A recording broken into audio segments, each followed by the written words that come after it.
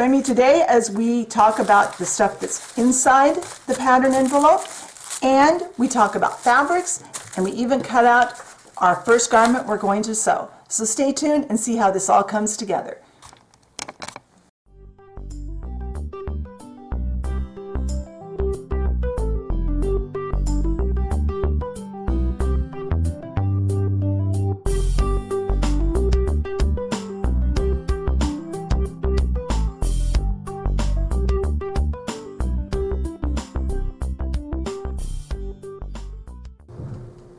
All right, after thinking about what I've got, the fabrics I picked up, and the patterns that I bought, I've decided I'm going to use this pattern, Simplicity 8576.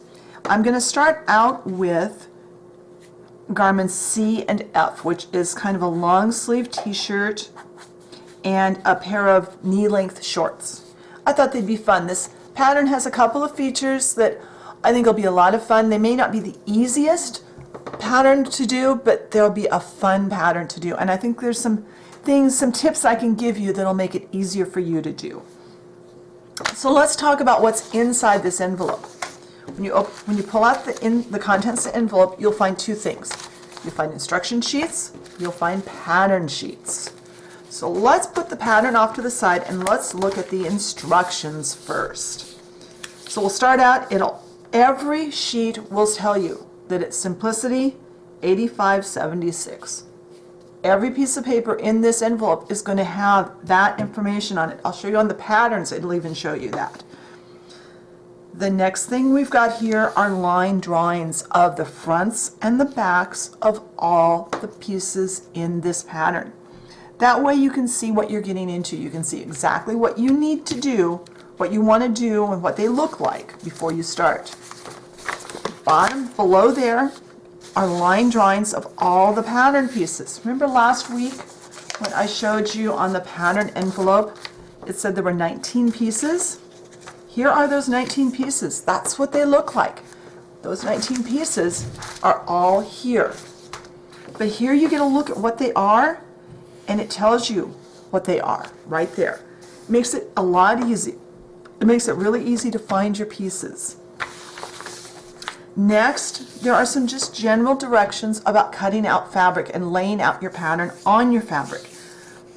I'm going through these and my own tips for you as we work today on this video today. Then you have a layout diagram for each and every item. So let's go to top C. That's the one we're going to make. Well, we're not going to make it first. We're going to make it second. But top C is going to use pieces 5, 6, 7, 8, and 9. So when we get ready to do that, those are the pieces I'll look for. We're going to make shorts F, so let's find shorts F. Shorts F. We only need 2 pattern pieces, pieces 18 and 19, and this is how they recommend laying it out. Now, a little bit of a side note to that. I don't always follow these diagrams exactly, but I've been sewing for a very, very long time. Sometimes I will lay out pattern pieces and I can get a lot more pieces out of my fabric than what the pattern calls for. Like here, if I had bought the fabric for just this, I would never lay it out. I would fold my fabric in a different spot and still lay it out against the fold, but they're wasting fabric, in my opinion. I'm going to show you how to get the most out of your fabric. Also, historically, a lot of times when I make doll clothes, I'm making them out of fabric left over from other projects. So I may not have one piece to cut it out of. I may be cutting my pieces out of multiple pieces. There again, I would need to do it a little differently. All right, what else is on this pattern instruction sheet? We have instructions. First, general sewing directions. That'll be on every pattern. The instruction sheet will start with that. It'll tell you what some of the words mean that you're going to run into. But the most important thing here, in my opinion, is the side or the seam allowance. This pattern has a 1/4 inch seam allowance. That's important because if you don't use the right size seam allowance, your pattern won't fit. So we're going to talk about how to set your seam allowance on your machine when we get to that part. Also, each garment in the pattern has its own set of directions. Like for the shorts, the pants and the shorts are all together on this pattern. So pants E and shorts F and G start here, and they follow these 9 steps. So that makes it really easy. All the directions for our shorts are together. So let me unfold this tissue and we'll look at pattern pieces. All right, I've opened up this ginormous piece of pattern tissue, laid it out on my table, and I've set the camera back down on top of it so you can see what I'm talking about. Now here is the front piece to our shorts that we're going to use. So this is one of the 2 pieces of pattern I will be cutting out later today to make our shorts. I'll be using my paper scissors, not my fabric scissors, to cut this out. But let's look at the pattern piece and let's see what it's telling us to do. First, I'm going to take a sip of tea so I don't cough at you. Okay, so this is piece number 18. First off, again, the pattern piece, every pattern piece on here is labeled Simplicity 8576. That means I can cut out this pattern and I can stack it in a work basket with other patterns, and I can still tell what goes to what. But that really does help you if you're working on multiple projects, or if you mix up your pattern pieces inadvertently, you can sort them out again. This is piece number 18. It's shorts front for views F and G. It tells me I need to cut 2 of them. This is a straight of grain arrow, and we'll talk about that later in this video when we lay this out on fabric. I'll tell you what that means. We are going to cut this out, like I said, with paper scissors, on this heavy, dark line, like that. I'm not going to do it right now because it's going to make a lot of noise, and I don't want to have the crinkly, crunchy noise on the video. I'm trying to avoid those noises. So here it tells me that this line here is a fold line for the elastic casing. So that will be important. It's got our seam allowances shown here. So when we go to fit this, to make sure it's going to fit, those are things we're going to need to look at. It's got some stitching lines here for a decorative fly. This has a faux fly front, which is kind of cool. That's one of the reasons I chose this pattern over the other one. It's a little more complicated, but still doable. And that's only going to get marked on the left side of the pattern, of the fabric. Here's our center front line, and this is our side seam. Excuse me. We have 2 notches. Notches there. We have one more here and one here. Those we will use in construction to line everything up. The other marking here is the cutting line for view G. If we were making view F, we would cut it down here. Now, because this uses the same pattern for both views, you end up cutting this off. I'm going to show you a couple of ways around that you can preserve your pattern. One way I do a lot of times, if it's a pattern I know I'm going to use again, and I know it has these, I wait for the patterns to come on sale, because a lot of times you can get a pattern for $1.99. I'll go get a second copy, and I'll save one with the whole piece and one with it short. Same with sleeves. And then I've got the extra piece. That way I don't have to put it together. Our other option, what I'll probably show you today, is to cut this off, mark it really well, and cut it off, and then save it in the pattern envelope.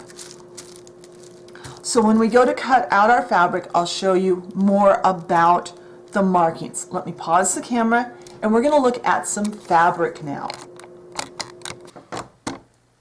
All right, let's talk about woven fabrics first. And woven fabrics means that it's fabric, let's see if I can get an edge here and kind of show you, it's actually woven. They take pieces of thread and they weave it together. You can kind of see there, it's pieces of thread woven together as opposed to a knit. This is actually the fabric we're going to make the shorts with. I like this one. I thought it was kind of cool. I got a couple of other pieces, and this one is a piece of yardage. This is 45 inches wide by, I don't remember how much I bought. It looks like about a half yard. It's got a good size design for doll clothes. It's small, it'll look really cute. And I picked up a couple of what are called fat quarters that I can make some doll clothes with also. Excuse me. I don't know what's gone with my sinuses. I keep coughing today. These also have patterns that are small enough to use for doll clothes. Now you might be saying, what's a fat quarter? How is that different than a quarter yard of fabric? Okay, a quarter yard of fabric, if you go into the fabric store and you say, I want a quarter yard of this bolt of fabric, they'll cut you a piece that's the width of the fabric. In the case of most cottons, that's about 45 inches by a quarter of a yard, which is 9 inches. A fat quarter, what they've done is they've cut a half yard of fabric and then they cut it along the fold. So it's a half yard this way and it's half the width of the bolt of fabric this way.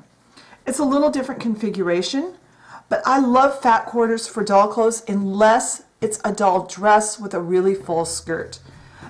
Personally, I think you can get a lot more out of a fat quarter than you can out of a quarter yard of fabric a lot of times. So these 3 pieces of fabric, as soon as I get the label off, always peel all your labels off. These I'm going to launder and then I'll come back later and we'll film the cutting out of this fabric. When you go to launder your fat quarter, be sure you pull not only the label off, but the cardboard out. You don't want to put that in your washing machine. That will make a mess. So these have to be washed. One of my general rules is if I'm sewing something, whether this is doll clothes or home decoration or real people clothes or whatever, if the item will ever be laundered, I wash and dry the fabric first. And there's a very few situations where that's not the case. And one of them I'm going to talk about in a moment. But these will need to be washed and dried. Washing and drying does several things. Number one, this fabric is very stiff right now. It's because it has sizing in it. Most fabrics you buy in the fabric store have stuff in them to make them look nice and crisp in the store to make them look nice. We want to wash that out because that will affect how this works as we sew it. Also, because these are 100% cotton, they might shrink. And if I make a doll garment or a garment for me or for anyone else, and I don't pre-wash and pre-shrink the fabric, and it gets worn once and then thrown in the wash and comes back, it could be way too small. We don't want to do that. So that's why I want to wash these. Besides that, they're kind of icky. They've been in the store. Now, remember I showed you this pick a knit rule? Well, I have some knit fabric here. This I'm actually going to make this pair of pajamas on. That's going to be further into the series. That will be after the first 2, but this is a good one to show you the pick a knit rule on. And I just thought it was cool because it's got glitter. I don't know if the camera's picking up the sparkle, but it sparkles. All right, pick a knit rule. When you're in the store, you want to take your cross grain of your knit fabric, hold a thumb and finger here and here. See, I've got it measured out to that black bar. Hopefully you can see that. And I'm going to stretch. And it will make it to the end. Not much more than that, but that means it has enough stretch. This amount of fabric will stretch to here. If it doesn't, it's not stretchy enough for the pattern. And different patterns might have different amounts of stretch needed. Doll patterns are going to be pretty consistent. This is the one fabric in today's grouping I'm not going to launder. This is the ribbing that is used for, not on here, for here, for the cuffs and the neck. And ribbing you don't want to shrink, to pre-wash. It kind of gets it all weird and it doesn't work right if you do. For our t-shirt, I am going to use one of my favorite sources of knit fabric that is solid color. T-shirts. When I find a really good sale, like Joanne Fabrics last week had a 3 for $9.99 sale on their plain t-shirts that you can buy to decorate. I buy the biggest size I can get in the color I want, And in white, that's a 2XL. That's a lot of fabric for $3.33. And you get the added bonus, you get the ribbing that's around the neck. So this is what we are using to make this t-shirt right here. And I'm going to show you how to use that. And this works really well. It's got the stretch to it. Again, you go across.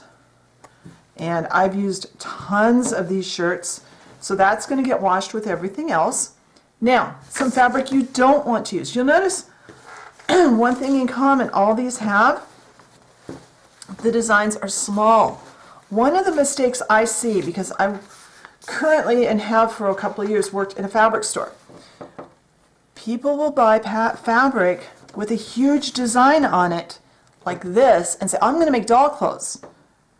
Yeah, that fabric is adorable, and I used this actually to make a mask, but this is not doll clothes material, because this design is so huge that it's not going to work out. And this was the only thing I could find quickly to show you. Remember, you're sewing in a 1/3 scale. Those dolls are approximately 1/3 the size of a person that's supposed to be representing the same age. You wouldn't put a little 10 or 12-year-old girl in a dress with a cap that was, a foot tall. Don't buy fabric with huge prints on it to make doll clothes. I know it's just wonderful to match the little girl dress to her doll dress, but do it with a coordinating fabric that's in scale, because that doll dress is not going to be cute. So that's all I have to say on that right now. So I'm going to wash these, and then we can come back and we can do some cutting out of our fabric. All right, since the last film clip, it's actually 2 days later, and I've gotten some things done off camera. I cut out our 2 pattern pieces that we're going to use to make our shorts. I've cut them along the cutting lines. I've also used my iron. It was hot but with no moisture, and I ironed the pattern pieces nice and smooth. That makes them a lot easier to work with. I also washed, dried, and ironed my fabric that I'm going to use for the shorts. Now, one thing I was going to talk to you about, we do need to fold our fabric. Now, on the pattern, they show you folding the fabric in the middle. That's going to waste, in my opinion, that wastes way too much fabric. So what I'm going to do, I'm going to prep this by figuring out where I want to fold this at. Then I'm going to turn the camera off, and I'm going to go get this pressed so I have a nice smooth edge here to work with. So we can put, right about there. That gives me enough area to pin these and have room to work around them. In fact, I can go a little bit closer. But I have all of this other fabric, the rest of the width, that I can use for something else that won't be cut up. So I'm going to turn the camera off, and I'm going to go press just along this fold. We always cut 2 layers of fabric with the right sides together. So I'll be right back, and we're going to measure the pattern and the doll and see if they're going to fit or if we need to adjust. All right, we're going to measure our pattern pieces now. So like I said earlier, I've pressed these with a dry hot iron. They're so much easier to work with that way. And we take our seam allowances. This is our side seam here. We're going to line up this fold line, and we can see through, because the tissue it's tissue paper, we can see through it. We're lining up that fold line, and I don't know if the camera's picking up, but I can see that I have my seam line lined up right there. So I'm going to pin this.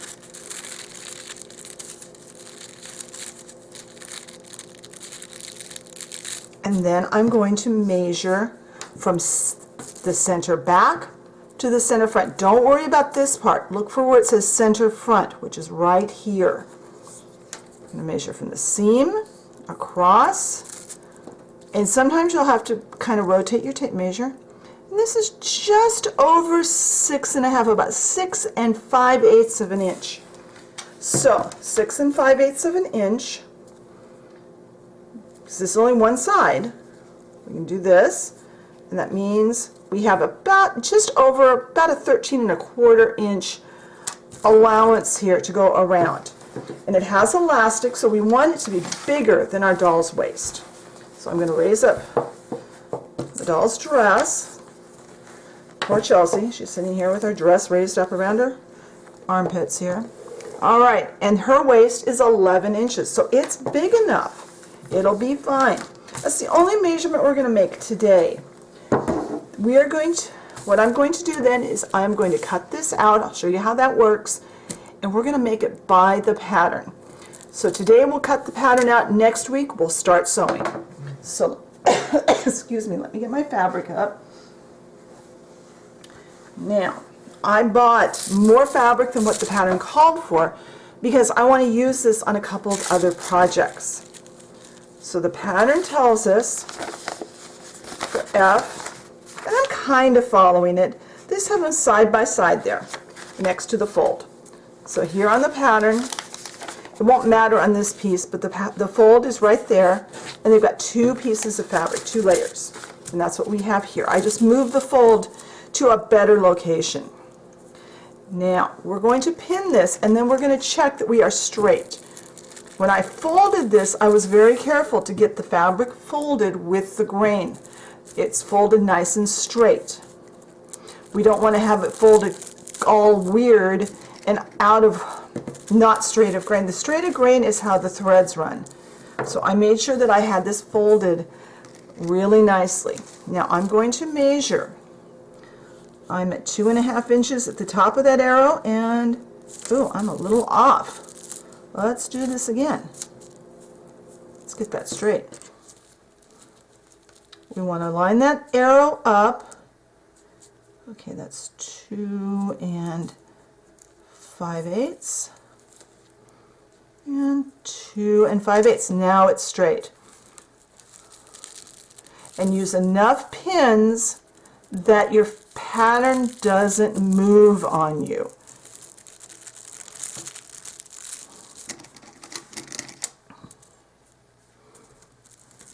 Now, I prefer these nice long pins. They're just, for me, they're more comfortable to use.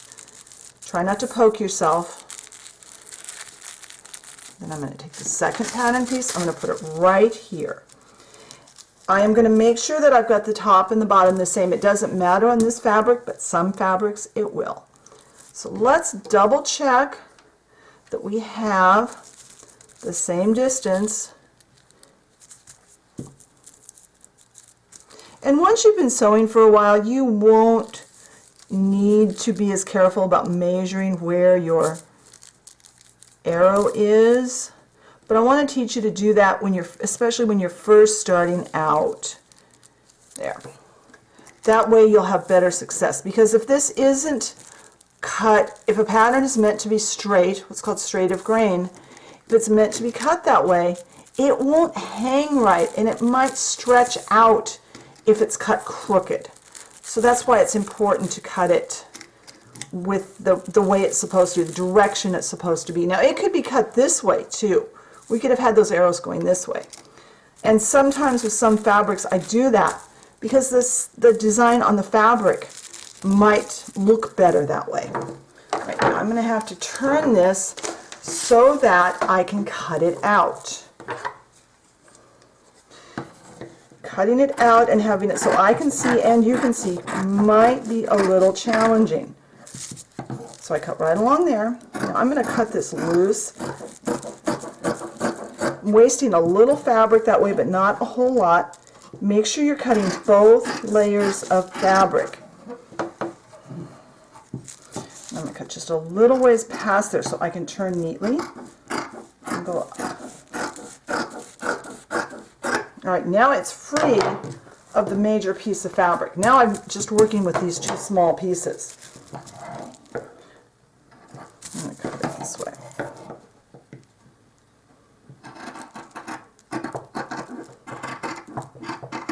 Try to cut as close to the line, to the edge of the pattern as you can without cutting off the pattern. You don't want to have a bunch of fabric sticking out past it, but you want to be as accurate to the pattern as you can be. But remember, you can always take off a little more. You can't put it back on once you cut it.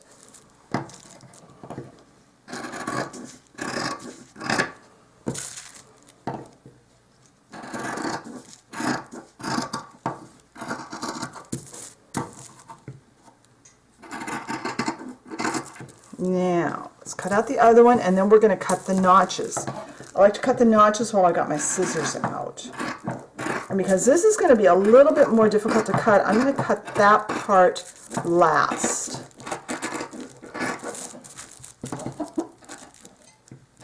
And one thing I put in the blog post last week that I forgot to have on the video is we will need some way of marking, like a marking pencil for your fabric, because we do have quite a few things to mark. Forgot that when I filmed last week. There. And there. That's pretty good. It's a little off there, so I'm going to trim in there. Now, we have a notch right there. Don't go past that seam allowance. I'm going to take a little, see how I cut a little V there? I'm going to go through and cut all of these now. These are used when we are pinning our pattern together, our fabric together to sew it. I'm going to sit down. Oh, and that will help us. Now also, there's 2 notches here because this is the front. Most patterns will have 2 notches on the front crotch seam and 3 on the back. That helps you to know what you're doing.